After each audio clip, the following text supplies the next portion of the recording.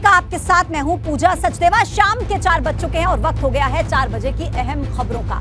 4 का मोर्चा में होगी हर बड़ी खबर की मोर्चा बंदी। इसमें हर मोर्चे पर होंगी 4 बड़ी खबरें और हर खबर की होगी चौतरफा पड़ताल। तो चलिए शुरू करते हैं सबसे खास न्यूज बुलेटिन 4 का मोर्चा।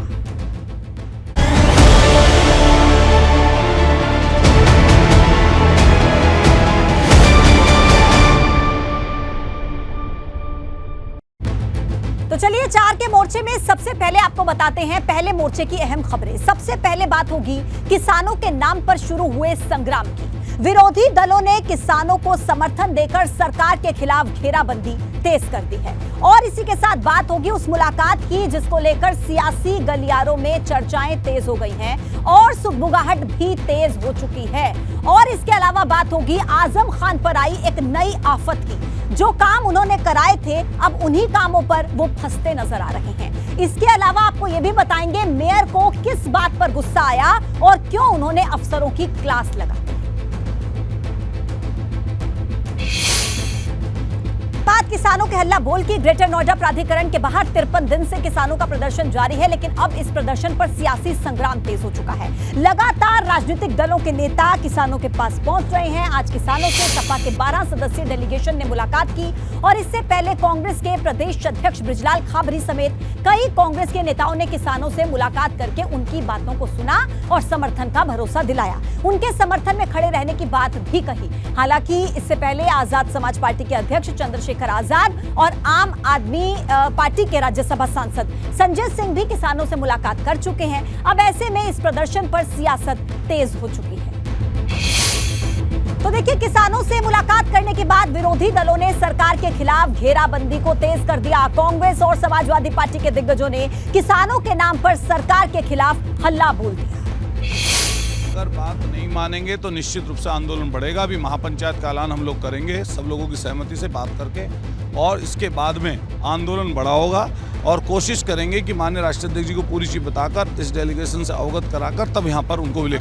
लड़ाई तो किसानों की है, हम किसान हैं, किसानों का समर्थन करने के लिए आए हैं। जो उनकी जायज मांगे हैं उनको सरकार को मान लेनी चाहिए। क्या मतलब आगे लड़ाई कैसे लड़ेंगे आप लोग? जिस तरह मिल रहे हैं, समर्थन दे रहे हैं, वहीं आज समाजवादी पार्टी की तरफ से आ रहे हैं। कानून को दायरे में रख करके जो कानूनी लड़ाई है उसको लड़ेंगे। तो देखा आपने, किसानों का प्रदर्शन जारी है और अब विपक्ष की तरफ से किसानों को इस प्रदर्शन में समर्थन भी मिल रहा है। और इसी खबर पर ज्यादा जानकारी देंगे नोएडा से मेरे सहयोगी शक्ति सिंह इस वक्त जुड़ गए सीधे। शक्ति, बताएं किस तरीके का प्रदर्शन इस वक्त वहां पर देखने को मिल रहा है और विपक्ष किस तरीके से समर्थन कर रहा है? क्या सरकार की तरफ से भी कोई प्रतिक्रिया अब तक इस पर सामने आई है? शक्ति, देखिए, अगर सरकार की बात की जाए तो सरकार की तरफ से अभी तक कोई प्रक्रिया नहीं आई। वहीं अगर बात की जाए विपक्ष की तो विपक्ष के एक दिन 2 दल, यानी कि 2 बड़े दल के जो बड़े बड़े नेता हैं वो मिलने पहुंचे किसानों से और उन्हें समर्थन दिया। वहीं समाजवादी की बात करें तो समाजवादी पार्टी का जो डेलीगेशन था जिसमें अतुल प्रधान, वहीं हरिंदर मलिक जो कि राष्ट्रीय महासचिव भी है, पूर्व सांसद रहे हैं, सचिन, 2 विधायक थे इसमें, एक सचिन यादव हैं, एक पंकज पटेल हैं, वो भी साथ में थे और जो तमाम जो नेता, जिलाध्यक्ष और महानगर अध्यक्ष थे वो भी सब इस जो डेलीगेशन था इसमें मौजूद थे। सभी ने अपना समर्थन दिया। वहाँ सबसे पहले वो जेल में पहुंचे, उन किसानों के पास पहुंचे जो कि 6 जून को पुलिस ने समर्थन, लेकिन कितना प्रेशर सरकार पर बना पाते हैं देखना अहम रहेगा। धन्यवाद आपका जानकारी देने के लिए। वाराणसी में एक तरफ तो ओपी राजभर की सीएम योगी से मुलाकात की खबर सामने आई तो वहीं ओपी राजभर ने खबर का खंडन करते हुए मुलाकात न होने की बात तक कही। वाराणसी के सर्किट हाउस में ओपी राजभर की सीएम योगी से मुलाकात की खबरों ने सियासी गलियारों में भूचाल ला दिया है। वहीं ओपी राजभर ने मुलाकात की खबर से साफ इनकार करते हुए कहा कि उनकी कोई मुलाकात ही नहीं हुई। नहीं, कोई बात नहीं। अब वहाँ से जो लोग बताए हैं उनको कोई सूत्र मिला होगा, लेकिन हमारे यहाँ से कोई ऐसे ना मुलाकात है ना कोई बात। कमरे में गुप्त मुलाकात आती है, ऐसा कोई बात नहीं। मुलाकात की चर्चा के बीच ओपी राजभर का एक और बयान सामने आया जिसमें उन्होंने कहा कि अगर अखिलेश, मायावती, जयंत चौधरी, सोनिया गांधी और ओपी राजभर एक होंगे तो यूपी में 75 से ज्यादा लोकसभा सीटें जीतेंगे। हमारी तो पहली प्राथमिकता है कि मायावती जी, अखिलेश जी, सोनिया जी और नीतीश जी एक मंच पे आ जाएं। जिस दिन हमको बता दें कि फला तारीख को इस मंच पे हम लोग आ रहे हैं, आप भी आओ, तो 2 घंटे पहले हमको सूचना दें, हम आ जाएंगे। ओपी राजभर एक तरफ विपक्ष एकता की बात करते हुए नजर आए तो वहीं अखिलेश यादव पर तंज कसते हुए भी नजर आए। तो देखिए, ओपी राजभर और भाजपा की नजदीकियों पर सियासी गलियारों में चर्चाएं तेज हैं। भाजपा के धुरंधरों का दावा है कि अगर गठबंधन होता है तो दोनों ही दलों को इसका फायदा होगा। तो मैं तो सदैव कहता हूं कि आप जो है भाजपा के साथ रहें तो आपके भी वोटर को भी अच्छा लगेगा और हम लोग को भी अच्छा लगेगा। और जहां दूसरे जगह वो जाते हैं तो हम कहते हैं भाई बेमेल गठबंधन है, ज़्यादा दिन तक नहीं चलेगा। आपने देखा होगा कि ज़्यादा दिन तक चला नहीं, तो इसलिए यहाँ आएंगे तो उनको भी लाभ है और हम लोग को भी लाभ है। इसलिए सारी संभावनाएं बनी रहती हैं। राजनीति में ऐसा कुछ नहीं है जो संभव ना हो। जो हमारे विचारधारा से प्रभावित है, आदरणीय मोदी जी और योगी जी के विकास से प्रभावित है, वो कोई भी हमारे साथ आ सकता है। और देखिए, एक बार फिर से सपा नेता आजम खान पर नई आफत के बादल मंडरा रहे हैं, क्योंकि एक पुराने मामले में आजम को लेकर भाजपा विधायक ने मोर्चा खोला। आरोप है कि नगर विकास मंत्री रहते हुए आजम खान ने रामपुर में 145 करोड़ रुपए बर्बाद कर दिए। बंद पड़े सीवरेज प्लांट की जांच में नियमों को दरकिनार कर सीवर लाइन बिछाने की बात सामने आई है। अब भाजपा विधायक आकाश सक्सेना ने सीएम योगी से मामले की शिकायत की है। नियमों को ताक पर रखकर सरकारी पैसे में किस तरीके से आग लगाई, पानी की तरह पैसा बहाया और उसका लाभ जनता को ना मिलके व्यक्तिगत उसका लाभ उठाया। रामपुर में बंद पड़े सीवरेज प्लांट की जांच में ये बात सामने आई है। रामपुर शहर में बिछाई गई सीवर लाइन मानकों के विरुद्ध पाई गई है। यूपी जल निगम के 8 इंजीनियरों और निजी क्षेत्र के संस्था के 8 कर्मचारियों ने जांच में गड़बड़ी का दावा किया है। दावा है कि अगर सीवर लाइन को नियम अनुसार मानकों के अनुरूप बिछाया गया होता तो रामपुर की सीवर लाइन काम कर रही होती और यहाँ से निकलने वाले नालों का पानी साफ होकर कोसी नदी में जाता। और आजम खान के समय में जो विकास कार्य रामपुर में हुए थे, इनको लगता है कि जो सीवर लाइन की जांच रिपोर्ट आई है और नियमरुद्ध जो कार्य हुए हैं, जिसकी वजह से रामपुर की सीवर लाइन चौक है और उसको चल नहीं पा रही है। अब जांच के बाद सीवर लाइन पर काम फिर से शुरू हो गया है। वहीं आजम खान पर भी संकट के बादल छा गए हैं, क्योंकि 145 करोड़ के घोटाले के आरोपों की गूंज लखनऊ तक पहुंच चुकी है। बात कर लेते हैं कानपुर से मिल रही एक बड़ी खबर की, जहां अफसरों पर मेयर का पारा हाई हो गया। मेट्रो के प्रोजेक्ट अधिकारियों पर महापौर बरसती नजर आई। दरअसल हरे पेड़ों को काटने पर अफसरों की क्लास लगा दी। जूही पुल से नौबस्ता तक कटवाए गए थे पेड़ और बैठक में मेयर प्रमिला पांडे ने अधिकारियों की फटकार लगाई। पेड़ काटने को लेकर मेयर यहां गुस्से में नजर आई और अफसरों पर मेयर का गुस्सा निकला, पारा हाई दिखा। जहां मेट्रो के प्रोजेक्ट अधिकारियों पर महापौर ने गुस्सा निकाला और ये वजह थी हरे पेड़ों को काटने को लेकर। दरअसल मेट्रो के एक प्रोजेक्ट को लेकर जूही पुल से नौबस्ता तक पेड़ कटवाए गए थे और यही वजह थी कि प्रमिला पांडे इसको लेकर नाराज दिखी और पेड़ काट।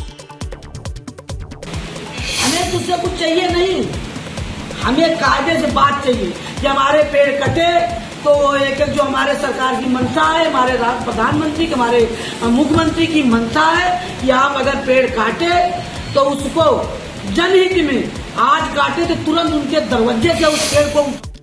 तो देखिए, 4 के मोर्चे में पहले मोर्चे की खबरें आपने देखी और दूसरे मोर्चे की खबरों से आपको रूबरू कराएंगे, लेकिन उससे पहले 40 मिनट के अंदर, 40 सेकंड के अंदर माफ कीजिएगा, आपको 4 अहम खबरें दिखा देते हैं। गुजरात में बिपरजॉय तूफान की वजह से हुए अलग अलग हादसों में 23 लोग घायल, 2 लोगों की मौत, 24 पशुओं की भी गई जान। अब राजस्थान की तरफ बढ़ रहा है तूफान।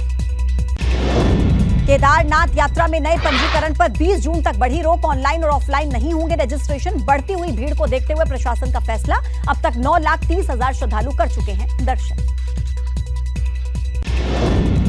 मेरठ के किठौर में मिला तेंदुए का शावक, वन विभाग की टीम ने निगरानी करके रेस्क्यू किया।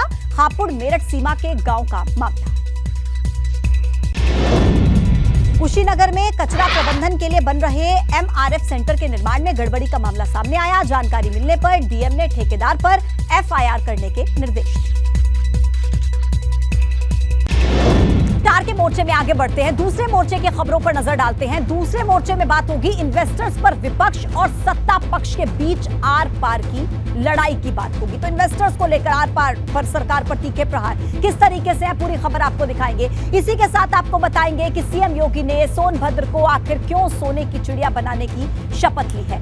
इसके अलावा बात होगी धर्मांतरण पर सबसे बड़े एक्शन की। जी हां, धर्मांतरण पर सरकार के सबसे बड़े एक्शन की बात करेंगे। यूपी में सख्त कार्रवाई जारी है और ब्रिजभूषण शरण सिंह को लेकर कौन है वो जो जानकारी जुटा रहा है? खबर है कि एक संदिग्ध पकड़ा गया है। तो इन चारों खबरों से आपको रूबरू कराएंगे। अखिलेश यादव का भाजपा पर तीखा हमला, क्या कहा है वो आपको बताते हैं। भाजपा सरकार की नीतियों से कारोबारी परेशान है। इस साल 6500 करोड़ पटियों के भारत छोड़ने की खबर सामने आई है।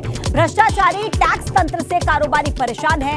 उत्तर प्रदेश को बेवफा इन्वेस्टर्स मिले क्या, ये सवाल खड़ा किया अखिलेश यादव ने। तो देखिए, उन्होंने ये भी कहा कि इस साल खबर है कि 6500 करोड़पति जिन्होंने भारत छोड़ दिया है, ये उन्होंने एक सवाल उठाया। कहा कि भाजपा सरकार की नीतियों से कारोबारी परेशान है, भ्रष्टाचारी टैक्स तंत्र से कारोबारी परेशान है। क्या उत्तर प्रदेश को बेवफा इन्वेस्टर्स मिले हैं, ये सवाल खड़ा करते हुए अखिलेश यादव ने ट्वीट किया है। इसके अलावा आपको बताएं कि वाराणसी से सीएम योगी सीधे सोनभद्र पहुंचे, जहां पर उन्होंने जिले को बड़ी सौगातें दी। सोनभद्र को कृषि अनुसंधान केंद्र समेत सीएम योगी ने 414 करोड़ की विकास योजनाओं की सौगात दी। साथ ही निर्माणाधीन मेडिकल कॉलेज का निरीक्षण किया। इस मौके पर मुख्यमंत्री ने केंद्र और राज्य सरकार की उपलब्धियों को गिनाया और राम मंदिर का जिक्र भी किया। भगवान राम का भव्य मंदिर का निर्माण कार्य चल रहा है और भव्य मंदिर निर्माण के साथ भगवान जब अपने मंदिर में विराजमान होंगे तो उनका आशीर्वाद उतनी तेजी के साथ हमें प्राप्त होगा। इस मौके पर सीएम योगी ने कहा कि सोनभद्र सोने की चिड़िया बनने जा रहा है। वहीं विरोधियों पर तीखे प्रहार भी किए। परिवार और जाति के नाम पर राजनीति करने वाले लोगों ने समाज का दोहन किया, गरीब का शोषण किया, बहन बेटियों की इज्जत को दांव पे लगाया। और देखिए, धर्मांतरण और लव जिहाद पर यूपी में 2020 को कानून बनने के बाद से दोषियों पर योगी सरकार का शिकंजा लगातार कसा हुआ है।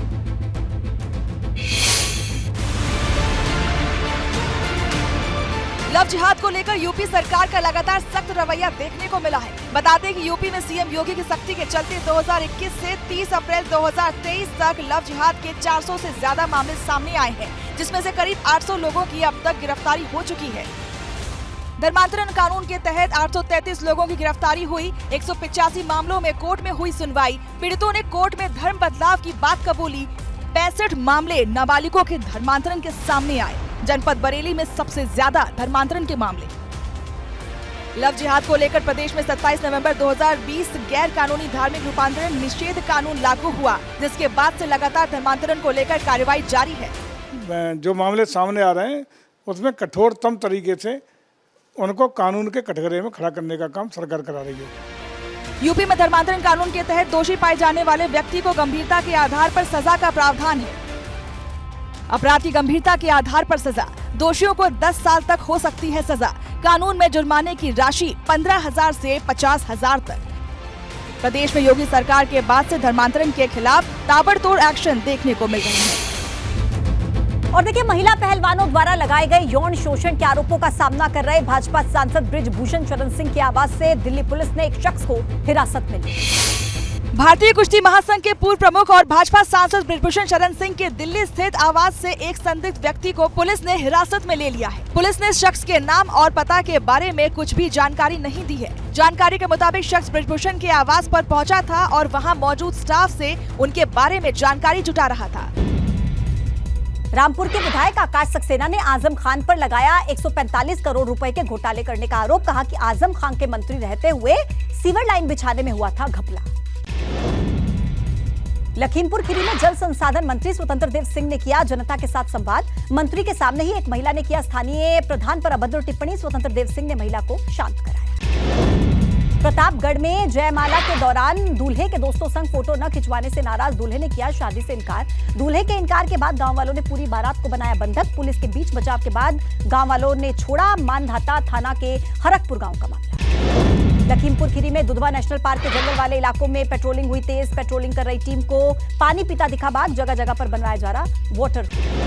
यूपी की जेलों को लेकर सरकार ने एक बड़ा फैसला सुनाया है। दरअसल जेल में सुधार के लिए एक बड़ा फैसला कि अब कारागार सुधार गृह के रूप में जाने जाएंगे। इसके साथ ही प्रदेश में ओपन जेल्स खुलेंगी। मुख्यमंत्री ने कारागार व्यवस्था की समीक्षा की और नए प्रिजन एक्ट को तैयार करने के लिए उन्होंने निर्देश दिए। और हाल ही में योगी कैबिनेट ने नए जेल मैनुअल को मंजूरी दी है। एक और बड़ी खबर मिल रही है गाजियाबाद से। डासना जेल से रवाना हुआ शाहनवाज उर्फ बद्दो जांच प्रक्रिया पूरी करने के लिए बाहर लाया गया। Mobile phone, personal computer forensic जांच के लिए भेजा जा रहा है।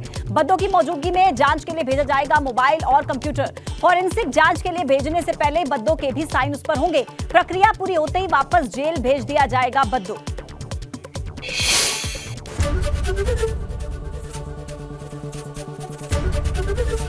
एबीपी गंगा, खबर आपकी, जुबान आपकी।